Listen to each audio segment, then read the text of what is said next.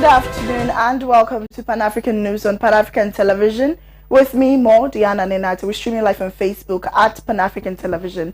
A very good afternoon to our neighboring countries as well. Now let's move on to our top stories making headlines. Electoral Commission conducts ballot for presidential aspirants. Nigeria demonstrators clash with police. Sanitation Ministry clears dump site in Western region. Now there's and many other stories including sports, business and international coming up in the next 1 hour. Please stick and stay and be my guest.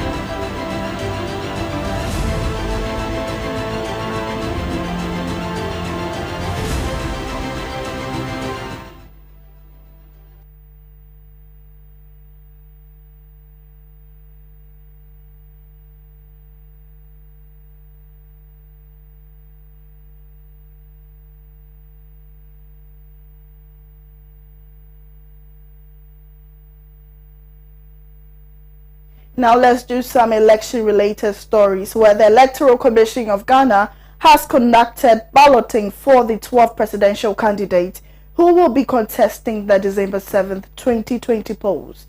Now the balloting was supervised by Deputy Chairperson of the Commission, Samuel Tete, at the Electoral Commission's office. The process took place in the IPAC room in the presence of some candidates and their representatives. General Secretary of the New Patriotic Party, John Boadu, picked up the ballot on behalf of Nana Akufo-Addo, with the president occupying the first spot on the ballot paper. Deputy General Secretary of the National Democratic Congress, Peter Boamotukono, picked up the ballot on behalf of ex-president John Dramani Mahama, who occupied the number 2 position on the ballot paper. Christian Kwabena Andrews of the Ghana Union Movement will be third on the ballot paper, with Ivor Kobna Greenstreet of the CPP picking the 4th spot on the ballot paper. Madame Ekwia Donko of the Ghana Freedom Party occupied the 5th position on the ballot paper, with Dr. Henry Herbert Latte of Great Consolidated Popular occupying the 6th slot. Hassan Abdullahi Ayariga of All People's Congress occupied the 7th position on the ballot paper, with Percival Kofi Akpalu of the Liberal Party of Ghana placed 8th on the ballot paper. David Apasiria of the People's National Convention is number 9 on the ballot paper, while Madame Bridget Jogbenuku of the Progressive People's Party picked the 10th spot on the ballot paper. Former First Lady Nana Akunedu Ajiman Rawlings of the National Democratic Party will be number 11 on the ballot paper, with independent candidate Alfred Kwame Esiedu-Welka being allocated the 11th slot on the ballot paper per the EC laws.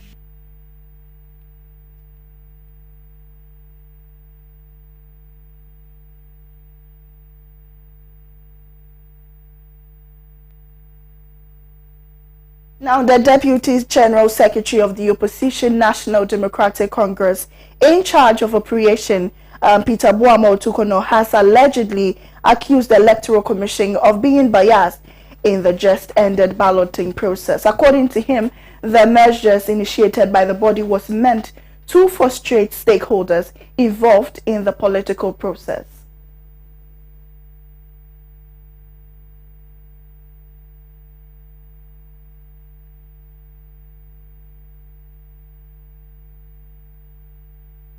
An attempt to register his displeasure, he resorted to throwing tantrums at a press briefing while lamenting his concerns. It is important to underscore microphone that our objective. No, you told me to give the floor. You let They are doing some letters. We don't give the floor. Okay, they are bringing the mic. No, they are not bringing the mic. This is what the commissioner decided. No, you will not bring that. No, you are not going to bring that. This is balloting. This is not your official decision. This is something that we have to do. All of us collectively, we are supposed to pick the ballot. Allow me to express my consent. Otherwise, I mean, then what do you invite them for? Okay with this. So my concern is that simple. My concern is that we are coming to do balloting. The essence of balloting is transparency and remove every element of bias. What we are saying is that there are 12 political parties. 11 political parties, one independent candidate, they are not going to the ballot. But to remove the element of bias, it is just fair that we see how the ballot is prepared in front of us. It's just 1 to 11. It is for this reason why even the May election, the ballot paper, it is provided in the law that political parties provide agents at the printing house. So you can't go and sit knowing this law, having prepared the law yourself. Then you sit in your room and do numbers without our knowledge, put them in, start them in balls and say we should pick them. I think that is not right. So what you are saying is that our concern, up to 11, is that no, our concern is that we want the things that are put in there to be prepared right in front of us. You don't need an issue, award a contract to prepare this. We can do it right in front of us. All of us see the kind of paper that you are using. We don't have a problem with the order of picking. In actual fact, we are doing first and second picking to choose the order. The Electoral Commission's process included 2 balloting rounds, with the first which focused on arranging parties in order to pick their final positions on the ballot paper. But he also raised issues about the process prior to the commencement of the balloting. The Deputy General Secretary, however, expressed profound happiness after picking the second position on the ballot paper and indicated that it was the second coming of former President John Dramani Mahama, who is seeking re-election on December 7, 2020. All over on the campus, how they took the boxes outside, how the MPP were looking for the balls that they think would give them their number. And we all saw it in front of the campus. So I mean, the evidence is now replete when we say that the Electoral Commission may be in some criminal collusion with the government to rig this election. The evidence has been clearly displayed here. I'm sorry to disappoint you. This has never been the concept. The concept is that it's about picking numbers. You do the numbers in front of everybody. We see the papers and the sizes. You fold them in front of everybody, put them in the box. You do random picking of the ballot for the first phase. Then the second phase, you do the order of the picking. Then you are done. So in this case, nobody can accuse you of bias.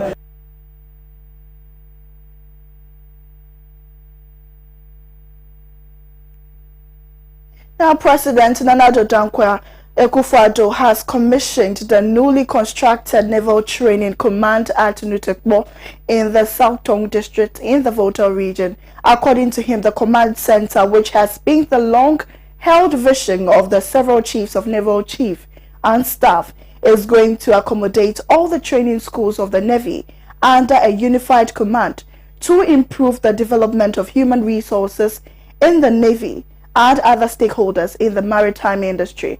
So we are going to be joined on phone our reporter Sylvia Aholu. Hello, Sylvia. Hello, Sylvia. Hello. Hello, and welcome to Pan African News. Hello. I'm struggling to hear you in the studio. Hello, if you can hear me, I'm on the line. Okay. So first of all, can you tell us what you've gathered so far pertaining to the commissioning of the newly constructed Naval Training Command at the South Tongue District in the Volta region?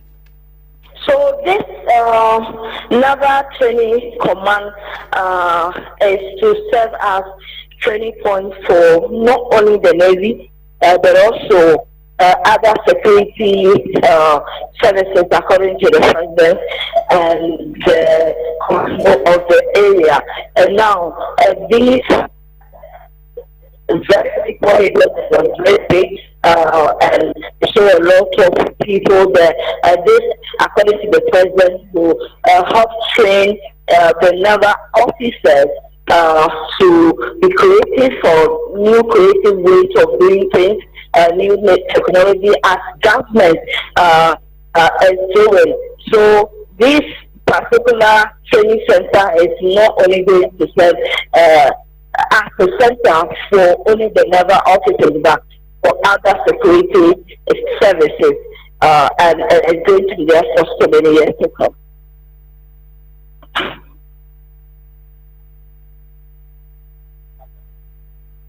Which other stakeholders were present to commemorate this event? Yeah, so we had the Minister for Defense, who was faithful to government for helping with the project, and they will put it in good use. That's Dominic Intifu. And then we also had the Energy Minister, John Pamawu, who was there. We had the Agric Minister, as well as the Roads Minister, the Water Regional Minister, his deputy, and other dignitaries were there. Military officers were also there. As CEO for the military artillery were also there to use the occasion. Okay, so finally, the president made a statement during the commissioning. He said, and I quote, that the command will serve as a nerve center of the Navy training doctrine with 7 major schools under the command. Can you throw more light on that? What are the major schools going to operate on? Hello, Sylvia.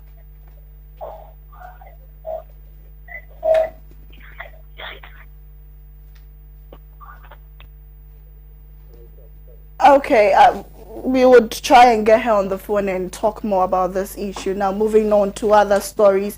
The president is in the OT region for a 3-day working visit to inspect ongoing projects, commission completed ones, and canvass for vote in the run-up to election on December 7th, 2020. Our reporter George Vinay is in the region and will brief us more on what has transpired so far. If we have George Vinay on the line. Hello, George Vinay. Okay, so let's go for a quick break. We'll be back shortly with more news. Stick and stay.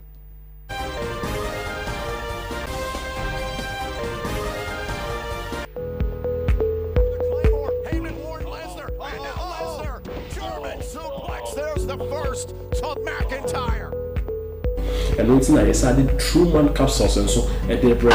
I can't tell what's this I could do to me, dear Michi.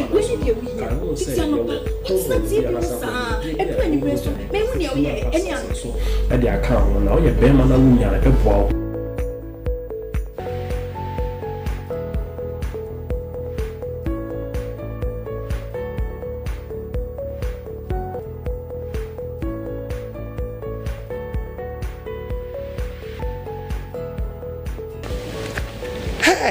Truman capsules.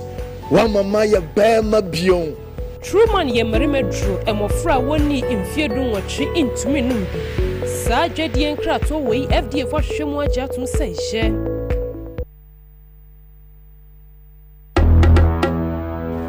Hello? Oh, Sisiana sound. Okay, wait a minute. Why? My wife comes and send a message you.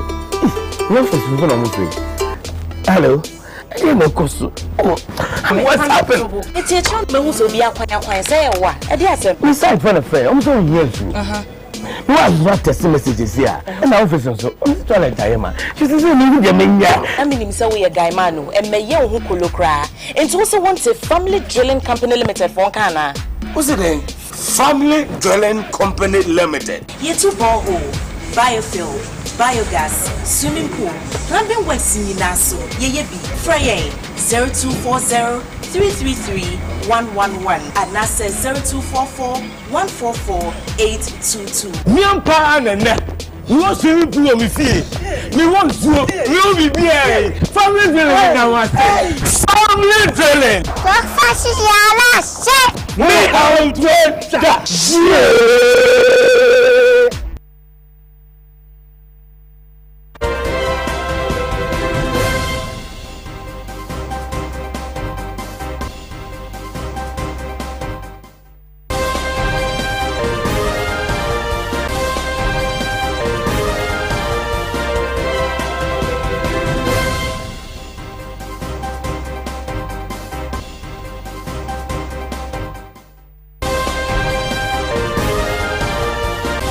Now, the chief of Sakai, Nana Asante Kojo II, and his people in the Western region have commanded, has commended the Ministry of Sanitation and Water Resources for clearing health-threatening dump sites within residential area in their community. The exercise is part of the ministry effort of making Ghana a clearer country devoid of commutable diseases. Providing updates on the highly contagious disease, the health minister said, despite few cases being recorded with low mortality rates, some people are of the view that the coronavirus has disappeared. The Nation Building Update is a weekly event designed by the Ministry of Information to provide stakeholders with detailed updates on key interventions executed by government. Our success story in this little beautiful diagram or framework that will tell us how we started, what the things that the pillars and things that we looked at. Data and science, effective decision making, contact tracing, case management, imposition of restrictions, whatever we had it there. All government approach, intersectoral collaboration, synergy utilization of resources, and effective implementation of decisions that were made for us to implement. All of society approach, cooperation from communities, support for government response, private sector collaboration, and how we manage to get Ghanaians to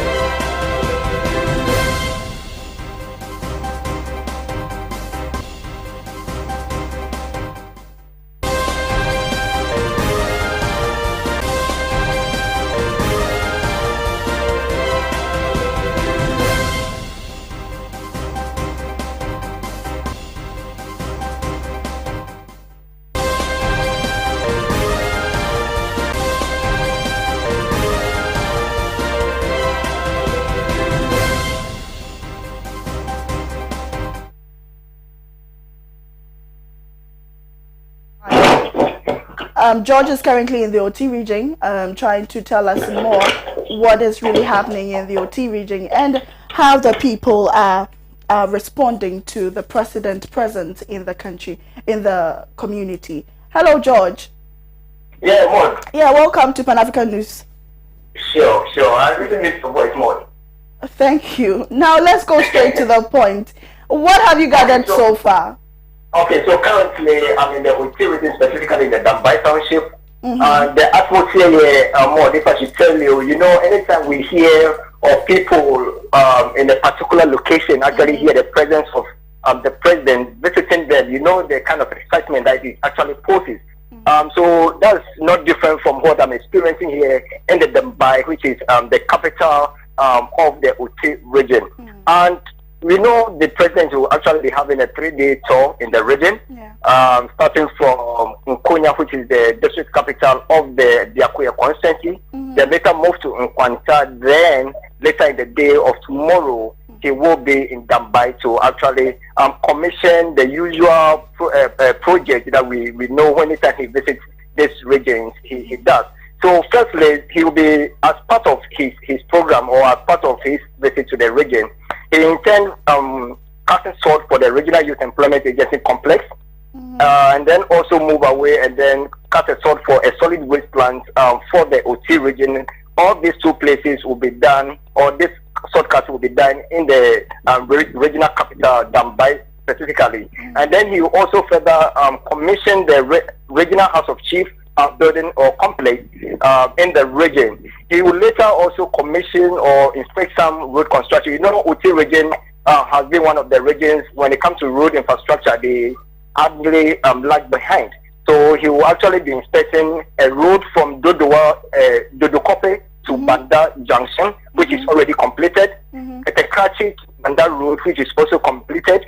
Ketekrachi Township Road, which is currently ongoing. So road networks or road areas that he the President or His Excellency Nana Akufo-Addo will be commissioning and inspecting some ongoing projects in the region. Okay. But before I leave, there's a sad news that happened this morning in the capital of Dambai.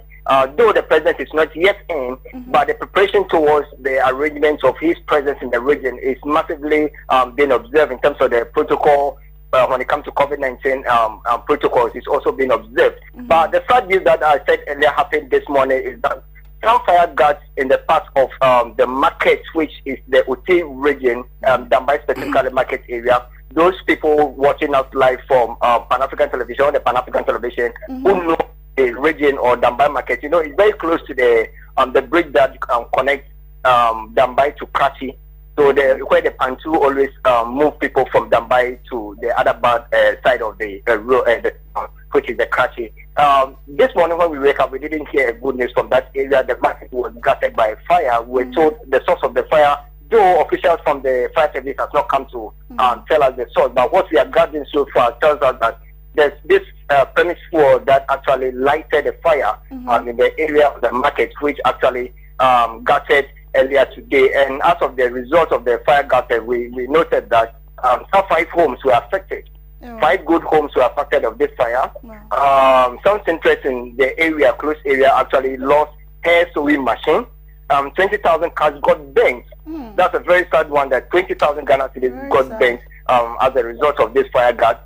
And also, when the thing started, when the fire started gutting, some youth in the area who tried to actually stop the fire, trying to exceed or explode to the other side of the area, were told that as of the result, some youth actually lost their phones. Who exactly took those phones, we can't really tell or establish.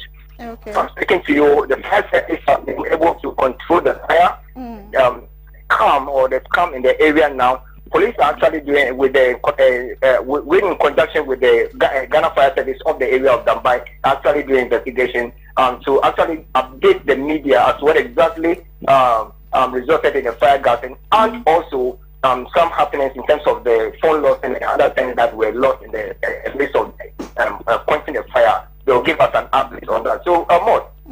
If you should ask me, this is what is currently happening. But all this thing actually didn't shy away from the excitement that people of this area are expecting the presence of the President, Nana Akufo-Addo, in the town to actually do his mandate as the President of the Republic. Okay. Thank you very much. You answered all my questions. Now, I'm not sure I can ask you any other question. Thank you for your time, George.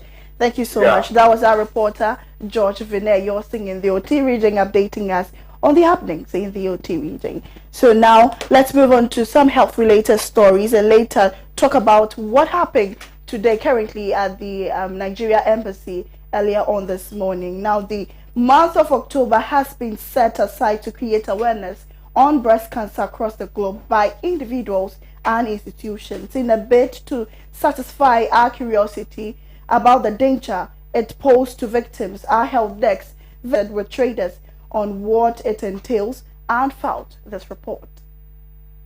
We are still in the Breast Cancer Awareness Month, and today we are here at the Achimota New Market to ask the women about breast cancer and what they are doing to prevent themselves from getting the disease.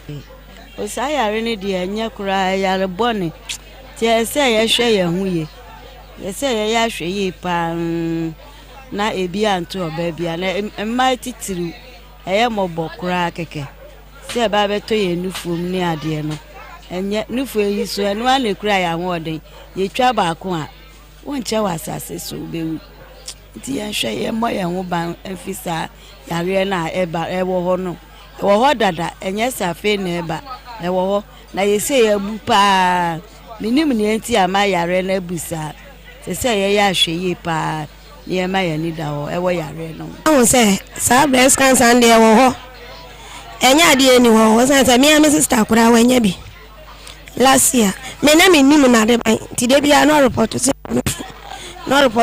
be so ne nufu na ye den obe so na ye den ne de ko hospital no mo se enkoye no breast cancer test ti ekoye no mo se e bia ti esi o de dro so kura wo kolebu a doctor ye de ehwe no ti sa de ne de breast cancer de wo ho eye won so ai sene city ene to de bi o si ehhehye ne te se obi eja ahye no na tsana ne nufu no esitie no enye fedi agoro so wa hu bi da obe sa sare na yewa dangerous pa mpacho breast cancer ye ade a ebeda unufum a ma unufu no din ena is very painful e ma breast ne ye tender unufu ne be den oda so a din ubo brazier kra din ti se wuti anye ye kura ti mi kra ye kuro e ma ye kotwa unufu no efiri ho nti de. What are you doing to prevent yourself from getting this disease? On say me ti akwa be sha me mbo brazier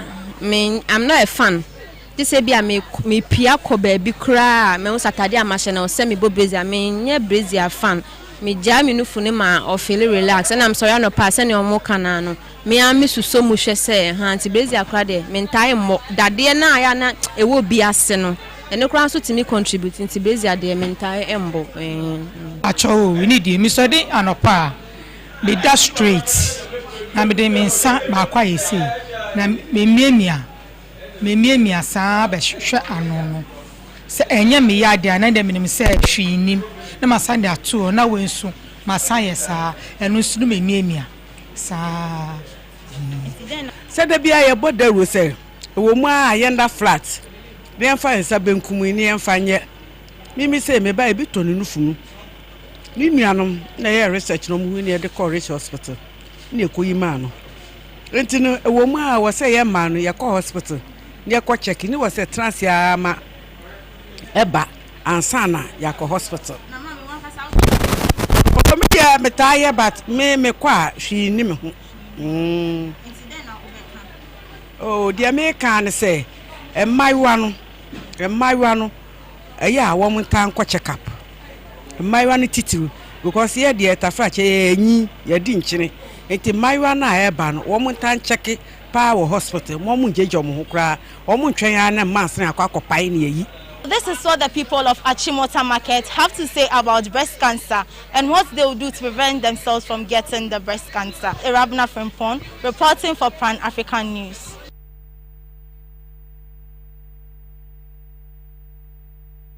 Now, the chief of Asakai, Nanasan Tikojo II, and his people in the Western region have commended the Ministry of Sanitation and Water Resources for clearing health-threatening dump sites within residential area in their community. The exercise is part of the ministry's effort of making Ghana a clearer country devoid of communicable diseases. The Ministry of Sanitation and Water Resources has embarked on the exercise to evacuate all overage dump sites situated in residential areas in the country to curtail the spread of various diseases caused by filth in these communities. At Asakai in the Western region, the chief, Nana Asante Kwajo II, and some residents expressed their gratitude to the Ministry of Sanitation for clearing the filth from their community.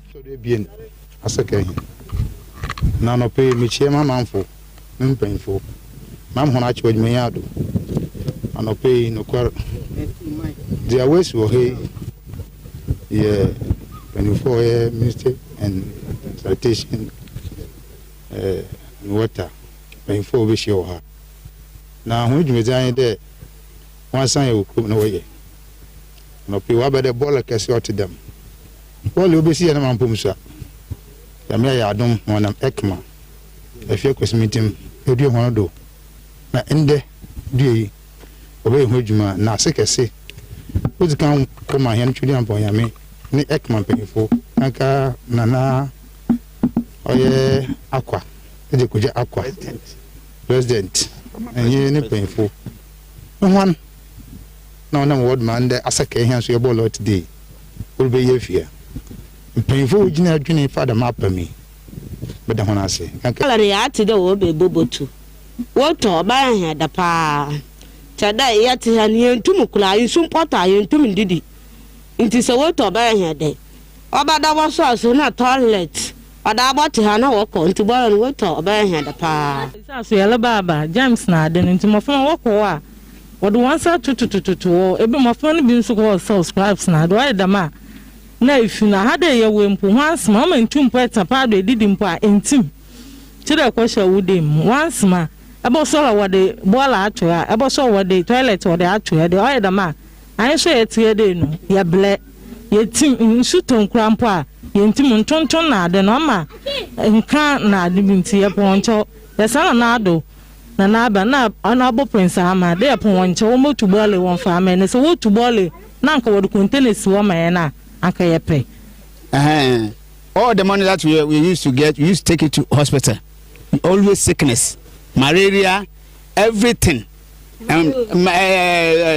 Smelling, mosquitoes, flies, every day we used to go to hospital. So today that we are coming to remove it, we thank God. The municipal chief executive of Ifeakwesi Municipal Assembly, Kojo Akwa, touched on the efforts of his assembly in addressing the sanitation challenges in the area and was very appreciative of the sanitation ministry for coming to their aid. Today is to me it's a lucky day, a day of gladness, a day of joy for me. Since I became the chief executive 2 years, 2 months ago, the inhabitants, the residents around, have written more than 10 petitions concerning this refuse. You know, it's a very huge dump, and they told me it's creating a lot of nuisance, creating a lot of sicknesses, and so on and so forth. And as an assembly, in fact, our common fund, the whole common fund, 1/4 can even not remove this refuse, and that was our major challenge. And so today I'm so excited. The Minister for Sanitation and Water, headed by the minister herself, Honorable Abnadapa, have approved this one because it was a decision that I should write a request. A request was made to the ministry and approval has been given. And today, you all the journalists here are witnesses for this very important day.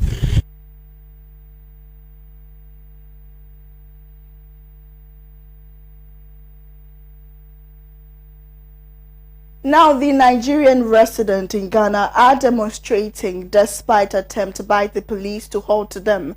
Our reporter Cynthia Inkum was there earlier on at the Nigerian embassy to find out more on that particular issue. But we still have her in the studio to tell us more on what transpired or occurred at the embassy. Cynthia, how are you doing?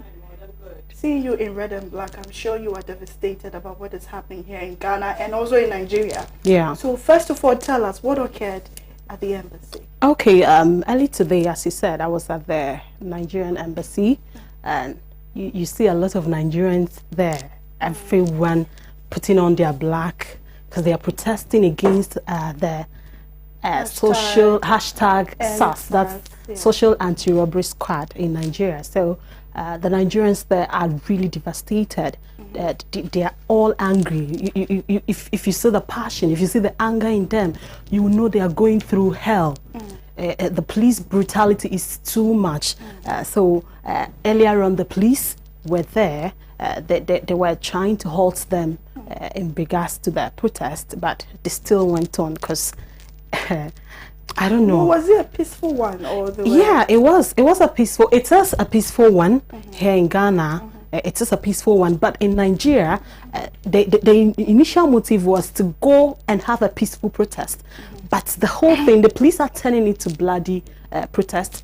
Of course, Cynthia, looking at you having this background of you being in Nigeria and Ghanaian as well, I said 50-50, half Nigerian, half Ghanaian. Yeah. You have relatives in Nigeria. And you, of course, each and every day you hear them calling you, trying to inform you on what is happening in Nigeria currently. And earlier before coming here, you told me your brother was shot. Yes, I just got the information. Like, it's so appalling. But tell me, what have you heard so far from your relative? And earlier on, we realized it was a peaceful one where people were even sharing food. You know, celebrities coming out to talk about this issue. Now, I see people being killed. What do you have to say? Okay, in regards to that, like I said before, their motives was to go out and protest peacefully. That was why the celebrities came out in their numbers. People were founding for it. You could even see some of the videos, they having water and some chops and stuff, because they didn't intend to make it a violent one. But unfortunately, the police, that is the same thing they were actually protesting against, end police brutality. But it ended up the police killing them. As at last night at Aleki, the toll gate, they had 30 dead bodies. Because the whole place was dark. It was they switched off they switched off the light and they started shooting up the air. So they had 30 dead bodies and 20 injured currently at the hospital. You see, so it wasn't their intention to go and make it bloody, but unfortunately the police turned back and they were all shooting them, killing them, innocent souls. These are the same people they've been given the mandate to protect them, and now they turn against them and they are killing innocent Nigerians. They are not doing anything, but they are only asking the government to end police brutality, end SARS, that is the Social Anti-Robbery Squad. Because even when I was speaking to them here in Ghana, most of them were like, if they see you looking good, if they see you wearing an expensive jewelry, they turn you to be an armed robber. Wow. Yes. If they see you having an expensive car, they will stop you. You might end up being killed over nothing. There are innocent souls out there making it hard for their living. So they end up, those that are supposed to protect them are now the ones killing them. Yes, so here it wasn't easy at all. It wasn't easy at all. We don't have much time, but let's talk a bit about your brother being shot. How is he now? Okay, currently he's at the hospital and he's undergoing treatment. Though it wasn't really a huge one, it was just on the arm here. So yeah, I think he was taking a video of what was happening because he was part of them. They also went out to protest. You understand? That's the eastern part of Nigeria. That is where he was currently. So now he's at the clinic. So your final words to the people of Nigeria? Honestly, what I will say, I will please plead on the President of the Republic of Ghana, because he is the chairman, the current African countries, that we are all brothers, we are all one. I'm pleading on the government to come out and say something, help the Nigerians. Don't take it as if Nigeria, it is Nigeria and this is, we are all the same. The UN, the US, they should all come and help the Nigerians and fight this, because if we should let them go on their own, we don't know what is actually going to happen by the end of the year, honestly. From the corona pandemic now to the SARS and police brutality. So I am just pleading on the government to help them, assist them. Let's put an end to all this so that the Nigerian youth will come alive again. Thank you very much, Thank you so much. That was Cynthia Inkuma, reporter here at Pan-African Television. Thank you so much. I don't want to tell you right now, but take heart. Yeah, thank you. So let's move on to our business news, where the alleged and renowned hike in price of fuel has raised eyebrows with some few months to general election to be held in December. Our business desk was in Achimota to sample views from motorists for their take on the issue and came through with this report. Na say me taxi me ba beto fuel be say 26 cedis per gallon a betia me pa e ma madwuma no enko chebe e ba silo mo no mahwe ni yika kra che say we ne ya kasa kra no akoko no kra yintimi ntobi e na petrol mu yamba ju se batuma mo fa mo din tufo no mo hwe ko beti nso em say ene ma enko yi mo hwe na mo tutu ne me yi ma na petrol de mo kasa batuma e be high because sisi u ba no pa na u bigina still ebe din se obinya nipa be wait me gina be 1 hour na 2 hours na obinya sika na obechim bi no na ne obe yakwa ko isi petrol do be do so ase ne sisi ge na te se ya na I say wo saka fuma no wanse bre wa no nti esra mo hwe na mo tutu ne mayi mfema mo ko amom kan kire abampani fo no se omo hu ye mo bo ne bre pa lesson time so ne wo no ndamase bebre because won say ya lewe na ba ne dia adwuma no kura po enkoso nipa Africa adwuma no nto mesa ntum kama abahaya pa me kura pon kamenya me wa honde me wa akonja den ka se ko mo man bre fom because say the we kura pon ya bre a o mesa ntum kama de abahaya.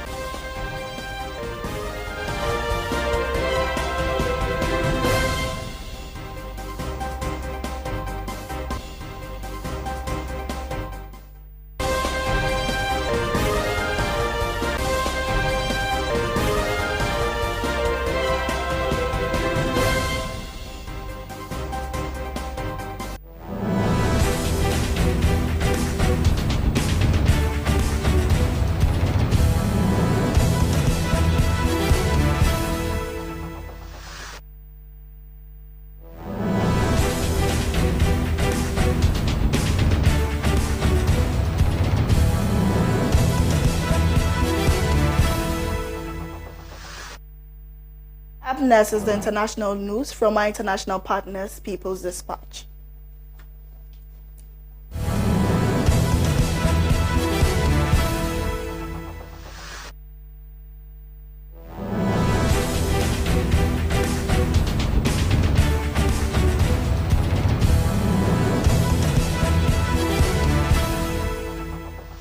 The novel coronavirus pandemic has adversely affected hundreds of thousands of garment industry workers in Bangladesh who are facing massive job losses. According to a recent study conducted by the Center for Global Workers' Rights, millions of workers are at greater risk of losing their jobs due to global brands demanding price cuts and delaying payment to suppliers.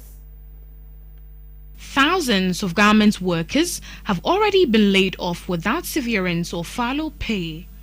According to the Bangladesh Garment Manufacturers and Exporters Association, nearly 1,150 factories have been severely hit due to the pandemic, resulting in as many as 71,000 workers losing their jobs in the past 3 months. The trade association noted that orders worth $3.18 billion have been cancelled since the crisis. Between March and June 2020, Bangladesh has lost $4.9 billion worth of garment production compared to last year's figures. Bangladeshi garment workers have also faced unprecedented repression for the past several months, with employers targeting union activists and dismissing workers on a regular basis.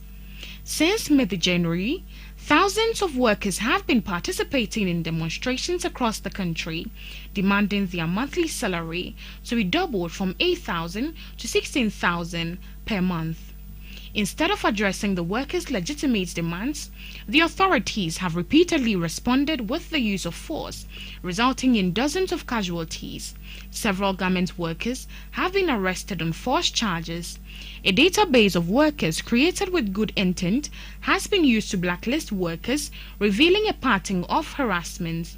On October 17, Saturday, hundreds of garment workers, mostly women, protested in national capital Dhaka, demanding new labor laws for protection from workplace sexual abuse and harassment. Almost 85% of workforce in the textile industry in Bangladesh comprises women, who largely work in the absence of basic amenities and without proper enforcement of laws granting maternity leave and other benefits. Workers also demanded that the authorities encourage companies to provide worker-friendly spaces where women do not face structural abuse, intimidation, and threat. According to the Center for Global Workers' Rights study, brands and retailers are leveraging desperation on part of the garment suppliers to demand steep discounts on new orders as buying begins to pick up again. Suppliers are being asked to make prices an average 12% cheaper than last year. As per the survey conducted across 75 factories in 15 countries, including Bangladesh, suppliers had to wait an average of 77 days for payment, compared with 43 days before the pandemic, raising fears of further factory closures in an industry employing 60 million people worldwide. Another survey conducted by Subir and Malini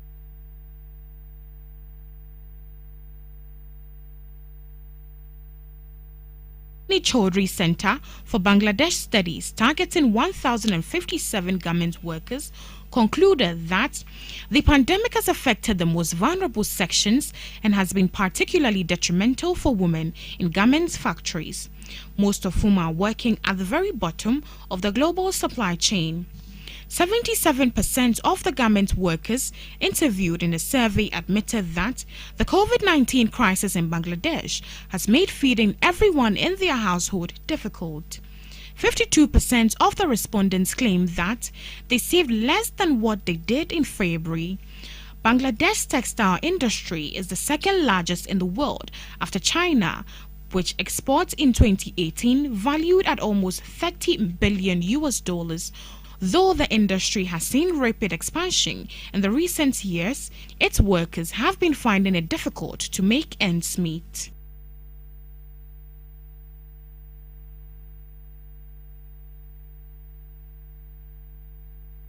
Now, workers in the BD sector in the Indian state of Tamil Nadu are facing a deep crisis as the pandemic has affected the industry and severely reduced their income. NewsClick talks to BD workers in the state of Tamil Nadu in India. Their livelihood have been severely affected due to the pandemic, and they have not received any of the benefit other workers do have.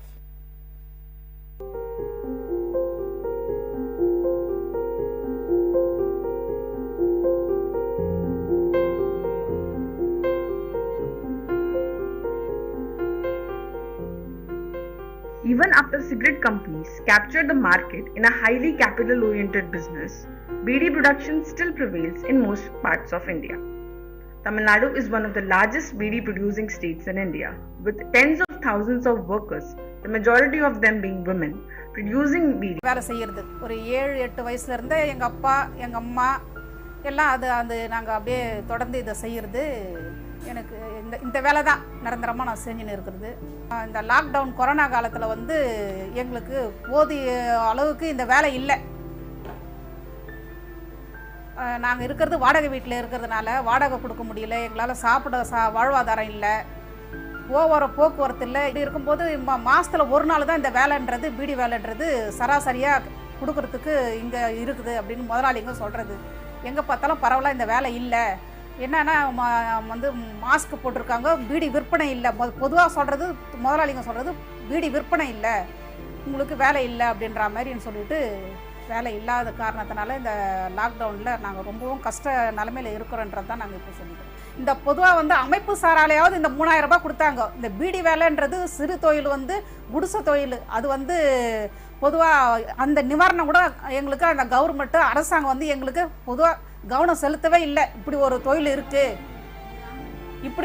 இருக்கு, இவ்வளவு தொழிலாளிங்க இருக்காங்க அப்படின்றது. சென்னையில் வந்து ஏற்கனவே இருந்தது ஒரு 1000 கணக்கான தொழிலாளிங்க இருந்தாங்க. இன்னைக்கு வந்து 100 கணக்கான தொழிலாளிங்க கூட வேலை இருந்தாலும் செய்ய ஆள் இல்லை, அப்படி வேலையே இல்லை பொதுவாக. ஆனால் இப்போ அது எங்களுக்கு ரொம்ப கஷ்டம் இருக்குது. அது வந்து கவர்மெண்ட்டு இதை கவனத்துக்கு கொண்டு வரணும் அப்படின்றது தான். எங்களுக்கு பொதுவாக வந்து எங்களுக்கு இஎஸ்சியும் கிடையாது, ஹாஸ்பிட்டல் கிடையாது, மருத்துவ வசதி கிடையாது. எந்த ஒரு கவர்மெண்ட்டும் எங்களுக்கு வந்து அதை ஞாபகத்தில் கொண்டு வர்றதில்லை. பீடி தொழிலாளி இருக்காங்கன்றது கொண்டு வர்றது கிடையாது. BD workers are located predominantly in the districts of Tirunelveli, Thoothukudi and Salem. Tirunelveli is the biggest hub of the BD industry with more than 3 lakh workers. Company வேலையாக இருந்தால் ஒரு 200 ரூபாய் கூலி, 1000 பீடி சுற்றினா கம்பெனி வேலையாக இருந்தால். அப்படி இல்லை இந்த பிரான்ச் வேலையாக இருந்தால் எங்களுக்கு வந்து 100 ரூபாய் 130 ரூபாய், அதிகபட்சமான கூலி 130 ரூபாய் பிரான்ச் வேலையாக இருந்தால். அதுவும் இல்லைன்னு சொல்லிட்டு சொன்னால் எங்களுக்கு அந்த வேலை வந்து நிரந்தர வேலை கிடையாது. வாரத்தில் 2 நாள் வேலை, அதாவது 1000 பீடி தான் சுத்த முடியும். ஒரு நாளைக்கு 1000 பீடி தான் சுத்த முடியும். அதுவும் இன்னைக்கு அடிப்படை வசதி அது இல்லை. கம்பெனி சைட்லேருந்து வீட்டுக்கெல்லாம் கொண்டு வந்து கொடுக்க மாட்டாங்க. நம்மளா தான் போயிட்டு கம்பெனிலேருந்து வாங்கிட்டு வந்து அதை வீட்டில் செஞ்சு எடுத்துமே கொடுக்கணும். வாடகை கொடுக்குறதே வந்து 3000 ரூபாய் வாடகை. இப்போ வந்து அது மாதத்தில் எங்களுக்கு வர்றதே வந்து ஒரு 1000 ரூபாய் கூட இல்லை. இந்த முதியோர் பென்ஷன் வந்து வருதுன்ற மாதிரி அம்மாவுக்கு ஒரு 1000 ரூபாய் வருது. இதுலேருந்து பீடி வேலை செய்கிறோம். அதெல்லாம் பசங்களெல்லாம் வளர்த்தோம். வீட்டுக்காரம் இல்லை எனக்கு. இப்போ இதுதான் இது தொழில் தெரியும், இதுதான் தொழில் தெரியும். இது வேலை இப்போ மாதத்தில் ஒரு வாட்டி வாங்குறாங்க பீடி. ஒன்றும் வருமானம் பத்தலை, எந்த உதவி யாரும் இதுவும் இல்லை. அது மாதிரி கஷ்டமாகுது. அதுதான் அரசாங்கம் எதனா நம்மளுக்கு நல்லா வை காட்டினா நல்லாயிருக்கும். கூலி 196 ரூபா. ஒரு 1000 பீடி சுற்றினாக்கா அந்த 2000 பீடி ஒரு மாதத்துக்கு ஒரு வாட்டி வாங்குறாங்க, அவ்வளோதான். அதுக்கு மேலே வாங்குறதில்ல. விற்கல பாருமா, பீடியை விற்கலன்றாங்க.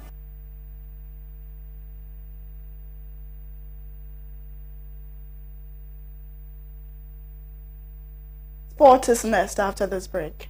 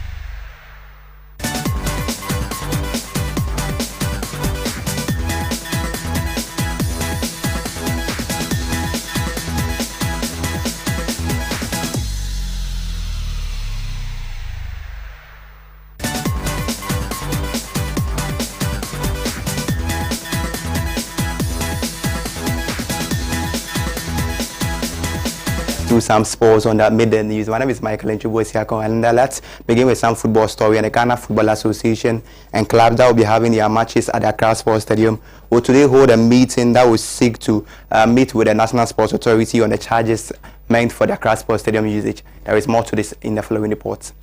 Sport Authority has issued a statement spelling out the charges for Category A, B, and C matches to be played at the Accra Sport Stadium. The exorbitant fees were greeted with mixed reactions from the clubs that will be using the facility as well as fans of these clubs, particularly Kotoko and Hearts. The president of the Ghana Football Association, Keti S. Okraku, following the statement of the NSA, made his position known publicly, strongly disagreeing with the figures from the Sport Authority. President described the new fees of the NSA as exorbitant and unacceptable, hitting that the Football Association will be engaging the NSA for a better way out. GFA is reported to have written to the NSA and has swiftly called a meeting which will have in attendance all clubs that want to use the facility in the upcoming season. Accra House of Folk, Inter Allies, Lagos Cities FC, Great Olympics, and Asante Kotoko are the Premier League clubs that have expressed readiness to use the Accra Sports Stadium as their home grounds. Division 1 League clubs like Accra Lions and Accra City will also be using the facility. All these clubs are expected to attend the meeting on Wednesday.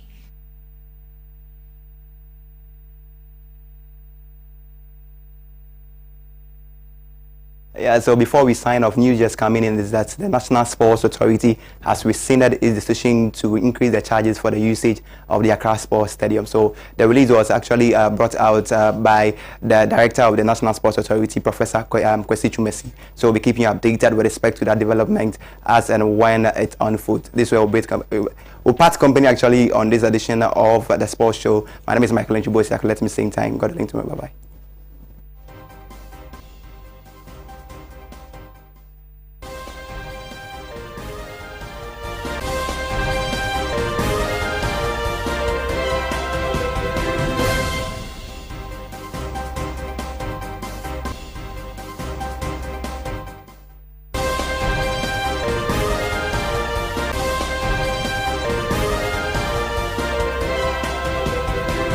Michael Boysiako with the sport news. This is how we wrap up this afternoon on Pan-African News. My name is Anane. Do want to follow us on our social media handles on Facebook, Twitter, and Instagram at Pan-African Television. Abna Bruni is next with Youth Empowerment. Stay tuned.